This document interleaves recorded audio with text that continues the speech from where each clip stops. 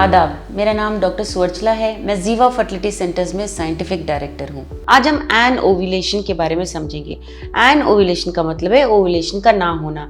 इसका मतलब है कि अंडे का रिलीज ना होना। ओवरीज से जब अंडा रिलीज होकर ट्यूब में वेट कर रहा होता है, स्पर्म्स अगर वहां होते हैं तो प्रेगनेंसी आने के चांसेस होते हैं। जब ये अंडा रिलीज नहीं होता है तो उसे एन ओव्यूलेशन कहा जाता है। इसके कॉजेज क्या है, क्यों होता है, इसके सिम्टम्स होते हैं क्या, इसे कैसे डायग्नोस किया जाता है और ट्रीटमेंट ऑप्शंस क्या है, आइए आज समझने की कोशिश करें। सबसे पहले कॉजेज क्या है देखते हैं। हार्मोनल इम्बैलेंसेस, जैसे कि इरेगुलरिटीज हार्मोन्स में। कुछ ऐसे हार्मोन्स होते हैं, luteinizing hormone, follicle stimulating hormone, oestrogen, progesterone. अगर ये ठीक से रिलीज ना हो, अगर ठीक से बैलेंस ना हो तो नॉर्मल ओव्यूलेशन प्रोसेस डिसरप्ट हो सकता है, जिसकी वजह से एन ओव्यूलेशन या अंडे का रिलीज ना होना हो सकता है। पॉलीसिस्टिक ओवरी सिंड्रोम, ये भी एक कॉमन कॉज है एन ओव्यूलेशन का, जिसमें एंड्रोजेंस जो मेल हार्मोन्स होते हैं उनके लेवल्स बहुत हाई हो जाते हैं। इसकी वजह से भी एन ओव्यूलेशन हो सकता है। थायराइड डिसऑर्डर्स जैसे कि हाइपोथायरॉयडिज्म, हाइपरथायरॉयडिज्म भी रिप्रोडक्टिव सिस्टम को अफेक्ट कर सकते हैं और अंडा ना रिलीज होने का कारण भी बन सकते हैं। स्ट्रेस भी एक कारण हो सकता है, क्योंकि हार्मोन्स का जो डेलिकेट बैलेंस होता है, जो लेवल होना चाहिए,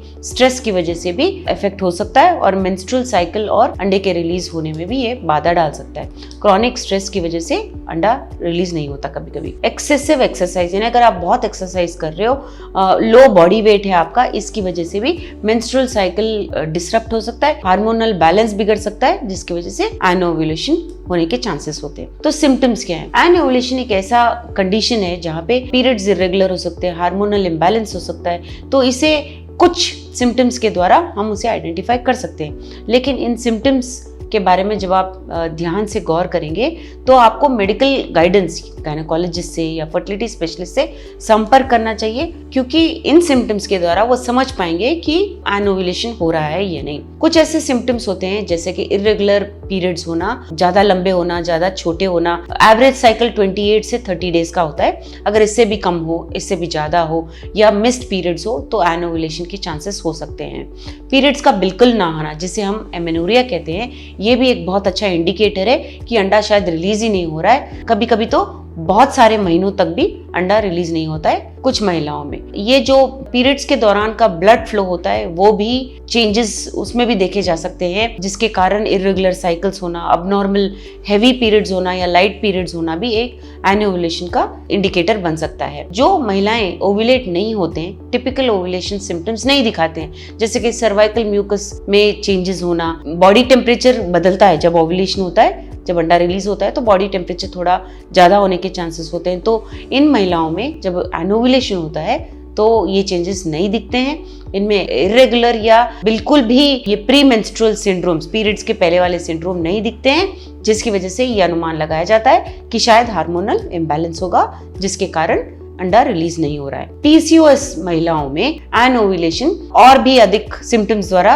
हम पता लगा सकते हैं, जैसे कि एक्नी, पिंपल्स होना, बॉडी पे बहुत ज्यादा बाल होना, फेस पे बाल होना, वेट गेन होना, ये सब हार्मोनल इम्बैलेंसेस के वजह से हो सकता है। इसलिए पीसीओएस पेशेंट्स में ये भी एक सूचना हो सकता है। ये जो सारे सिम्टम्स बताए हमने एन ओव्यूलेशन के होते हैं, पर आपको इसको इवैल्यूएट करने के लिए एक फर्टिलिटी स्पेशलिस्ट या गायनेकोलॉजिस्ट को अवश्य संपर्क करना चाहिए। ये अंडरलाइंग कॉजेज द्वारा ट्रीटमेंट प्लान निर्धारित करके आपको ट्रीट करेंगे, स्पेशली जब आप प्रेगनेंसी के लिए कोशिश कर रहे हो। सो ट्रीटमेंट ऑप्शंस क्या हैं, आइए इसके बारे में जानते हैं। लाइफस्टाइल मॉडिफिकेशंस, थोड़े चेंजेस करने चाहिए आपको लाइफस्टाइल में, और मेडिकल इंटरवेंशंस मतलब दवाइयों द्वारा भी इसे ठीक कर सकते हैं। सो ये जब दोनों एक साथ किए जाते हैं तो फायदे ज्यादा होते हैं और इसका असर जल्दी दिखता है।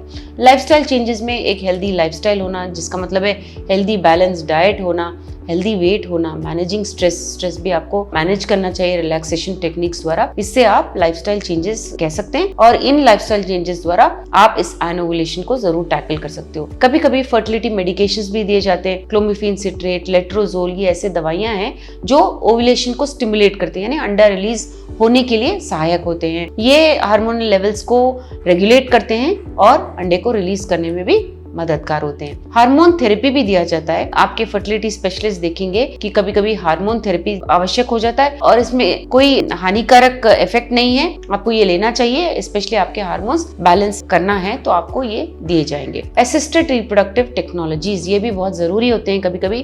IVF, IUI advanced fertility treatments है जिसमें उन कपल्स को जिनमें एनोवुलेशन नहीं हो रहा है, अंडा रिलीज नहीं हो रहा है, प्रेगनेंसी के लिए कोशिश कर रहे हैं, तो उनमें जब टैबलेट्स या मेडिकेशंस काम नहीं कर रहे होते हैं तो ये ART असिस्टेड रिप्रोडक्टिव टेक्निक्स के ट्रीटमेंट ऑप्शंस दिए जाते हैं। सो एनोवुलेशन एक ऐसा कंडीशन है जहां पे औरतों को प्रेगनेंसी पाने में दिक्कत हो सकती है, लेकिन अगर आप प्रॉपरली इसको डायग्नोज कराएंगे, ट्रीटमेंट ठीक से किया जाएगा तो अवश्य आप इसे ओवरकम कर सकते हैं और एक फैमिली स्टार्ट कर सकते हैं। लेकिन ये आवश्यक हो जाता है कि इसका कॉज क्या है, मतलब क्यों हो रहा है, ये सिम्टम्स क्या हैं, इसका अप्रोप्रिएट ट्रीटमेंट। ऐसा नहीं कि सिर्फ टैबलेट से होता है, लाइफस्टाइल चेंजेस भी आपको करना चाहिए मेडिकल इंटरवेंशंस के साथ साथ। ये सब करने से डेफिनेटली इंप्रूवमेंट होगा और एनोवुलेशन यानी अंडे का रिलीज ना होना आप टैकल कर सकते हैं। इसके बारे में अगर और जानकारी चाहिए अवश्य जीवा फर्टिलिटी सेंटर से।